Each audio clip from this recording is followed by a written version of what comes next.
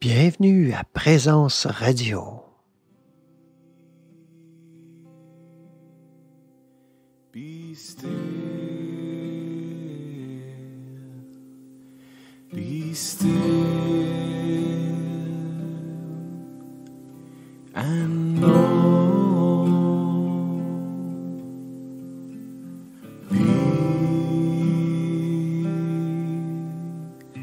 be still, be still. And know, 'cause I am that I am, and God is I. Bonjour, bienvenue pour cette deuxième partie du Tantra du Christ. Encore une fois, je vous le répète, je ne sais pas combien exactement de parties il va y avoir, mais je regardais mes notes, il pourrait y en avoir beaucoup. Je vais essayer de condenser cela pour qu'on puisse ensuite aborder un autre sujet qui m'est très, très cher. Peut-être vous en doutez un petit peu parce qu'il y a eu une prémisse avec la publication de ma lecture du Pèlerin russe. Alors, je veux parler et partager avec vous mon expérience de la prière du cœur. Une expérience à la fois traditionnelle, je pourrais dire, mais aussi contemporaine. Donc, très individuelle, c'est-à-dire à partir d'une expérience personnelle. Donc, alors aujourd'hui, je voulais vous parler de... Bon, j'ai plusieurs choses. Hein. Je l'ai annoncé la dernière fois. Alors, je vais parler du corps, âme, esprit. Et on va commencer avec ça. Et il y a aussi, en deuxième partie, chair et chair. Hein. C-H-A-I-R. Un mot qu'on voit souvent dans la Bible, qu'on voit souvent dans la théologie et dans les enseignements aussi de l'Église et qui n'a pas trop la cote et que je crois est assez mal compris. Donc, je vais amener cet aspect-là d'une façon très pratique. Avant de commencer directement avec le corps, âme, esprit, cette notion que j'ai beaucoup médité, beaucoup creusé pendant de longues années, je voulais juste vous rappeler que le tantra, à son origine, évidemment, c'est une pratique qui nous vient de l'Inde, qui a été adoptée par le bouddhisme tibétain, entre autres, et d'autres approches aussi, dont le taoïsme aussi. Et puis, en fait, c'est une approche non duelle. On pourrait dire à peu près tout ce qui a trait à la non-dualité a, en quelque part, quelque chose à voir avec le tantra, avec le tantrisme, comme on l'entend là. C'est-à-dire une non-dualité, une inclusivité. Moi, j'aime bien appeler la voie du Christ une voie évidemment non-duelle, mais il y a une petite particularité que je dirais et que j'aime bien appeler une dualité non-duelle. C'est-à-dire que ça s'exprime la plupart du temps dans un langage duel, parce que le langage, il est duel.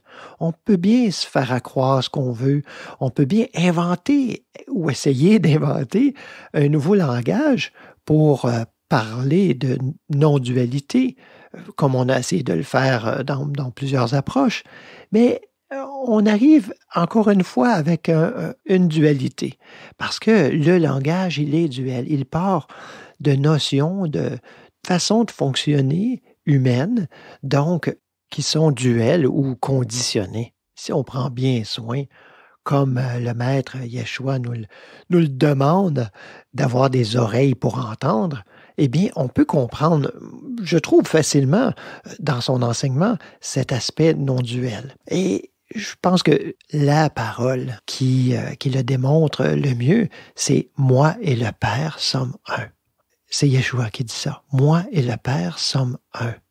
Ce « moi » qu'on a traduit du grec par « moi », c'est « je ». Enfin, on le voit mieux en anglais. Hein? « I and the Father are one ». Je et le Père sommes un, ou je suis un avec le Père. Hein? On voit cette non-dualité. Et puis, c'est pas tiré par les cheveux là, de dire on prend une phrase puis on établit que c'est non-duel. Il y a plein d'autres indices, des indices certains, alors pas juste des choses un peu vagues, mais des indices certains de cette non-dualité. Et il y en a beaucoup qui ont écrit de façon très érudite sur ce sujet. Donc, je vous laisse à ces bouquins et à ces grands érudits dont je ne suis pas. Je ne suis pas un théologien. Peut-être, en fait, je le suis à la façon des anciens, où on disait un théologien, c'est celui qui prie, celui qui est dans l'expérience de Dieu et qui, en toute humilité, s'y abandonne.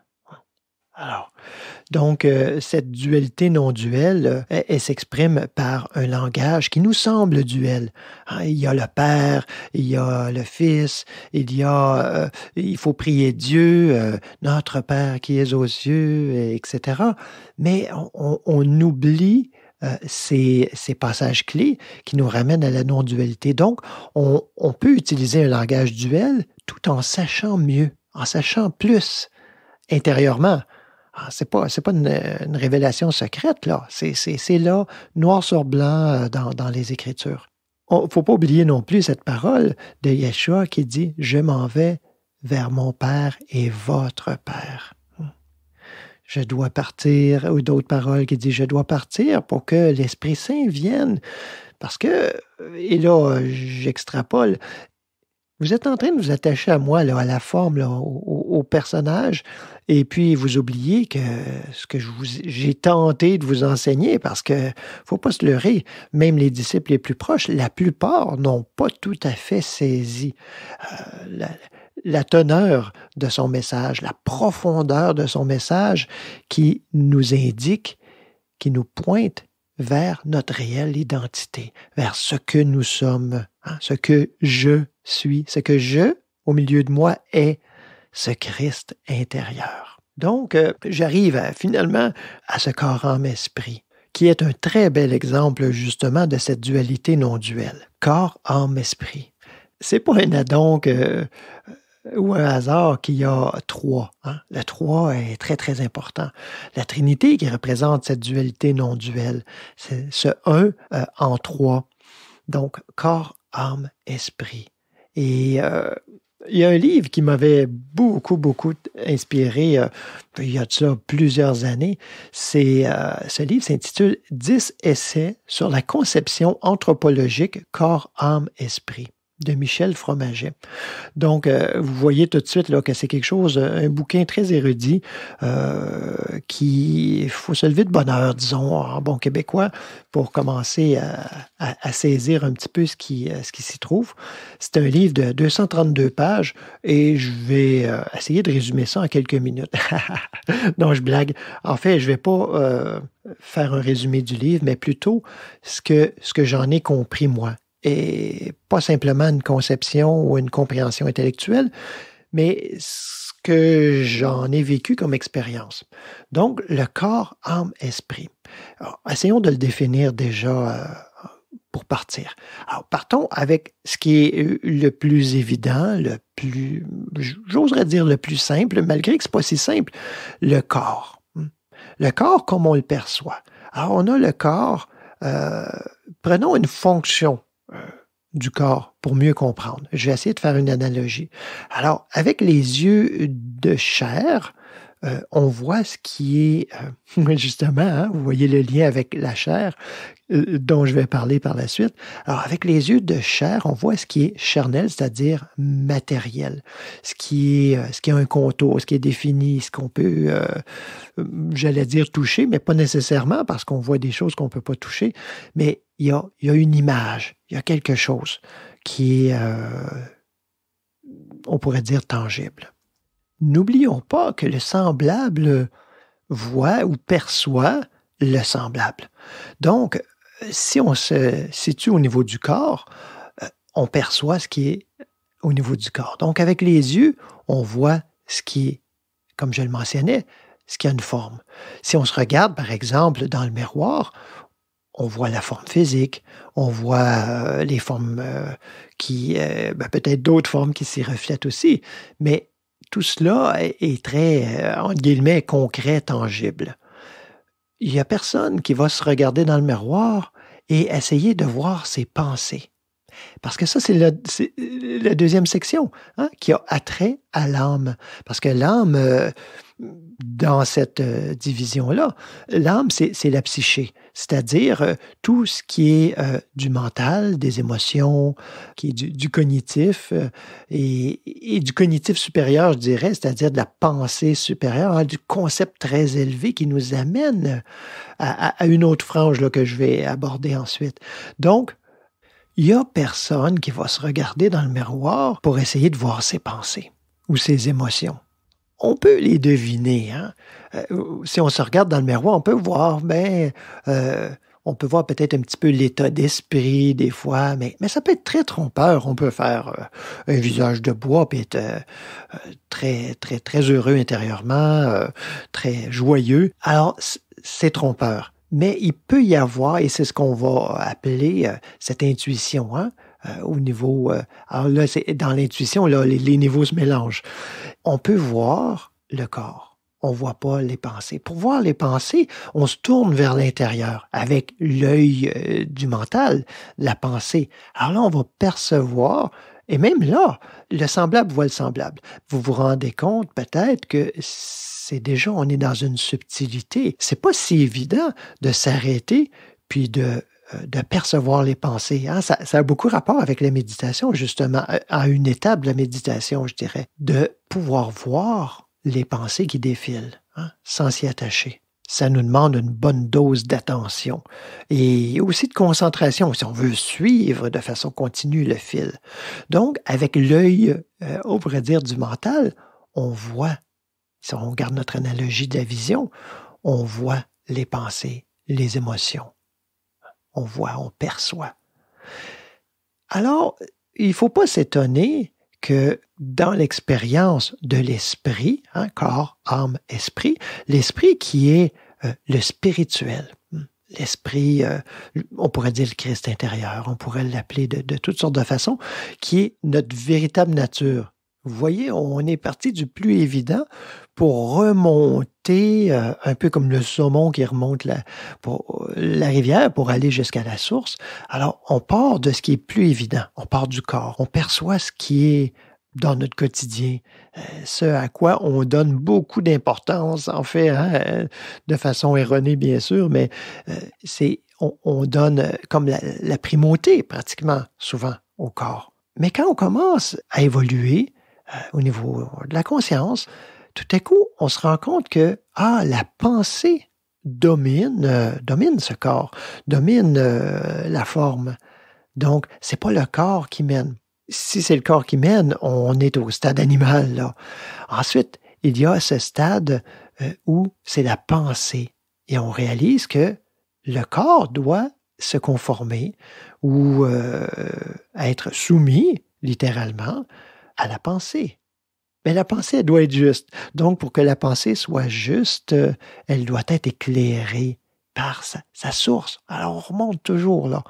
Parce que si on s'arrête, comme la plupart des théologiens l'ont fait, d'ailleurs, la plupart des mouvements spirituels l'ont fait, ils se sont arrêtés au corps-âme. Hein? Un esprit sain dans un corps sain. On a cet adage populaire qui en dit long sur notre façon de percevoir le monde. Donc, vous voyez, si on s'arrête là, on n'est pas informé de l'esprit. Je vous invite à visualiser un beau triangle. Un triangle dont la pointe est vers le haut. Alors, le haut, on le divise en trois, ce triangle. Alors, la pointe que l'on situe vers le haut, c'est l'esprit. Ensuite, il y a une section un peu plus large. Hein? Plus large parce que c'est ce qui est plus perceptible pour le moment pour nous. Et c'est le mental, l'âme, hein, la psyché. Et ensuite, la base, hein, la troisième partie, qui est le corps. La base évidente, là, de laquelle, malheureusement, on part souvent. Et ça, on pourrait dire que ça, c'est la position naturelle, hein, la pointe vers le haut. Donc, nous devrions être informés de l'esprit, hein, du divin, peu importe comment on l'appelle. Donc, informés de l'esprit, du Christ intérieur, qui informe le mental, la pensée, les émotions, donc qui a primauté. Et ce mental, bien informé, bien déployé et au travail de façon juste, vient informer le corps à son tour. Donc le corps est subordonné au mental qui lui est subordonné à l'esprit. Vous voyez, c'est fantastique. Ça semble simple comme ça, là. Mais la plupart du temps, on vit le triangle inversé, hein? Donc, c'est le corps en haut. On a la base en haut, la pointe vers le bas. On a le corps qui décide et qui dit, on a l'impression en tout cas, qui vient informer le mental. « Hey, j'ai faim. Hey, j'ai ci. Hey, j'ai tel besoin. Hey. » Et puis le mental qui se soumet. Voyez comment c'est tout à l'envers, là. Et ça ne peut être juste. Le mental qui se soumet, qui se met au travail, oui, il faut plaire et répondre à tous les besoins du corps. Et l'esprit, lui, dans cette formule-là, l'esprit est bien planté en terre et on n'en a à peu près pas conscience, même s'il est là, parce que l'esprit ne peut pas ne pas être là. C'est la source même. C'est la source même de notre être. On l'a vu dans la première émission, avec les vagues et tout ça. Donc, il n'y a pas de vague qui existe sans océan.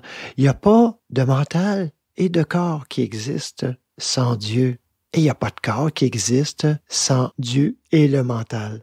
Vous voyez? Donc, la source, parce que le corps, c'est pas juste une fabrication du mental, malgré qu'il y a une grande influence, le mental, sur comment la forme va nous apparaître dans notre expérience, de façon juste ou moins juste, dépendamment si le mental se laisse informer par l'esprit. Et tout ça, c'est l'art de la méditation, de se laisser ouvert, disponible, dans une attitude d'écoute, de réceptivité au divin, afin qu'il puisse s'exprimer, afin que nous soyons une prise d'entrée pour le divin, mais pas seulement une prise d'entrée, parce que ça fonctionne pas comme ça.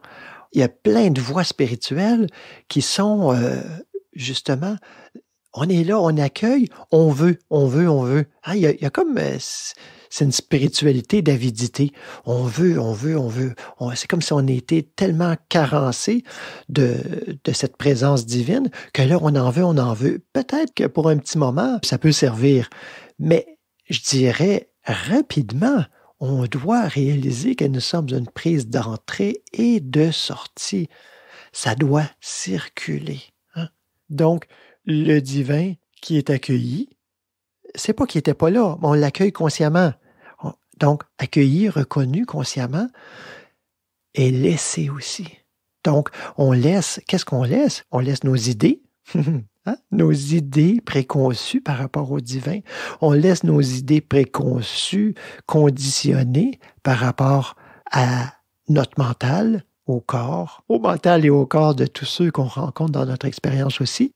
On laisse le divin circuler, c'est-à-dire qu'on se laisse être informé de la réalité divine.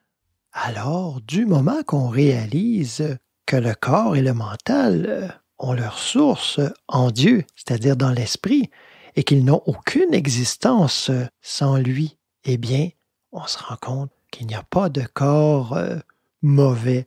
Il n'y a pas de corps voué à la déchéance, parce que le corps est esprit.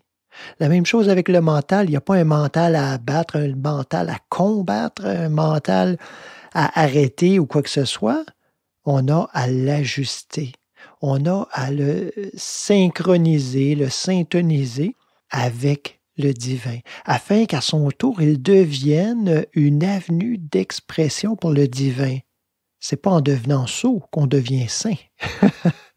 Je vous invite maintenant à une petite pause musicale, un chant intitulé Hare Yeshu, qui a été composé par Ciprian Consiglio et Gitanjali Lori Rivera. Ciprian, qui lui est un moine, prêtre catholique de tradition de Saint-Benoît et qui a fait beaucoup de travail au niveau des chants liturgiques. Et vous allez voir, ça n'a rien de traditionnel, ça a plutôt l'air d'un chant kirtan issu de l'Inde. Alors, je vous laisse écouter et apprécier.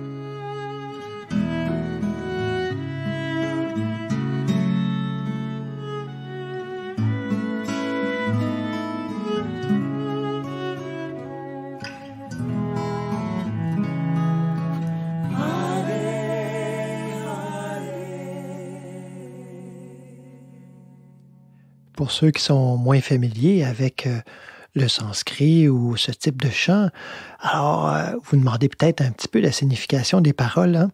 Hare Yeshu, Hare Krista. Ben, je pense que vous avez reconnu Yeshua et Christa, sans aucun doute.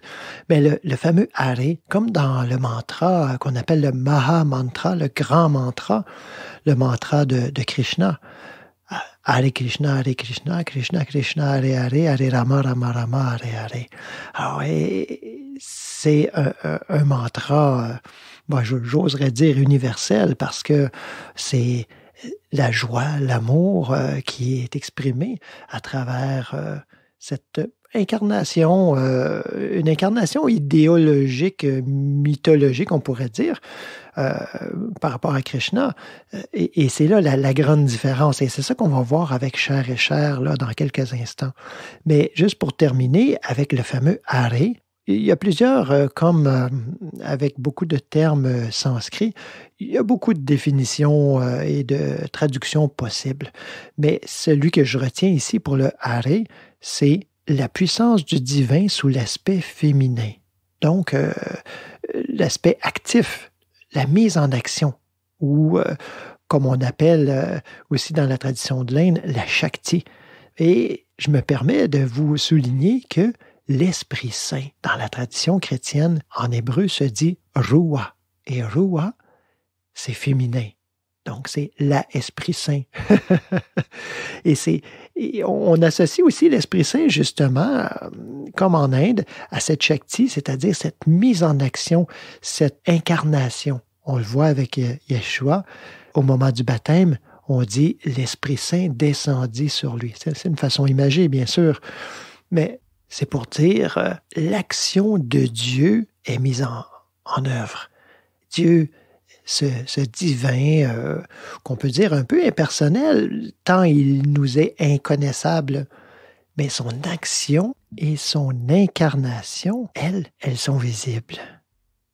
Eh bien, voyons ensemble ce fameux mot « chair » qui est utilisé dans divers sens, et tellement que ça en devient schizophrénique dans les récits bibliques. On dirait, mais on ne comprend plus pourquoi on utilise ce même mot. On se dit, c'est probablement par rapport à la traduction, là, puis ça ne veut pas vraiment dire ça, ou on a traduit par un même mot en français, par exemple, des termes différents. Ce qui arrive souvent à propos de divers thèmes et termes dans les Écritures. Mais quand on entend le mot « chair », on dirait qu'il y a comme deux opposés. Hein? Il y a plaisir de la chair, on se tourne vers une certaine volupté, je ne sais pas trop, ou on voit le péché de la chair. Et puis, en fait, si on est dans une voie spirituelle, ni l'un ni l'autre nous intéresse. Je m'explique. C'est-à-dire, on sait que si on s'adonne qu'au plaisir, non pas qu'on cherche la souffrance, mais que si on se tourne seulement vers la satisfaction des sens, c'est-à-dire, on ne va pas évoluer. On reste plutôt au niveau quasi animal. Mais le péché de la chair qu'on a associé à la sexualité ou toute autre chose qui a attrait négativement par rapport à ça, on n'aime pas ça non plus. Donc, on se retrouve dans une situation où ce mot « chair » là, on aimerait bien le traduire par autre chose. Mais en fait, on peut le laisser comme ça. Contentons-nous de comprendre ce que ça veut dire, de voir que dans les Écritures, on ne veut pas toujours dire la même chose, oui et non. Je m'explique. C'est-à-dire que le mot « chair » veut dire conscience individuelle. Donc, des fois, on va conscience individuelle dans le sens de Christ, hein, dans le sens de Dieu. Dieu qui est conscience individuelle. Là, on est dans la mystique, là, et pas dans l'approche plus traditionnelle, évidemment. Donc, parfois, on veut dire par ce terme-là, absence de. Quand on parle de chair au sens négatif, quand on dit la chair n'est vouée qu'à la corruption, ou que la chair est faible, mais que l'esprit, lui, est bien disposé, esprit avec un grand E, on pourrait dire, on est alors dans le sens de l'enseignement qu'Yeshua disait à Pierre, justement, hein, qui disait « Tu es heureux, fils de Jonas, car ce ne sont pas la chair et le sang qui t'ont révélé cela. » Hein, la chair et le sang dont il parle ici, ça veut dire le sens personnel, matériel, séparé de Dieu, non pas une individualité, c'est-à-dire indivisible en Dieu, mais un individualisme, c'est-à-dire cette séparation, de dire, comme un petit enfant, hein, moi capable, je vais m'en occuper, non, je vais le faire tout seul. Vous reconnaissez ça peut-être? En tout cas, moi je le reconnais. Et puis, alors il dit, c'est pas le sang et la chair qui t'ont révélé cela, mais c'est mon Père qui est dans les cieux. C'est-à-dire cette présence, parce qu'il nous l'a dit, hein, le Père, le royaume de Dieu, le royaume des cieux, il est au milieu de vous. Donc, c'est de là que c'est venu. C'est pas venu d'en haut, là, entre tes deux oreilles, où tu n'es qu'en dualité, c'est-à-dire en état de séparation. Parce que quand on parle de non-dualité, je veux pas dire que tout est pareil, puis tout est indifférencié comme une goutte dans un océan, puis ça se perd, puis plouf, hein, il n'y a plus rien, on perd cette individualité-là. Il y a certaines traditions qui enseignent ça et elles ont leur cohérence, ces traditions-là. C'est pas pour dire qu'elles n'ont pas raison. Elles ont raison dans leur cohérence. Dans la cohérence de l'enseignement du Christ, c'est différent. On considère dans la mystique, bien entendu, on considère Dieu comme étant conscience individuelle. Non pas qu'il se divise par bonté ou par quoi que ce soit.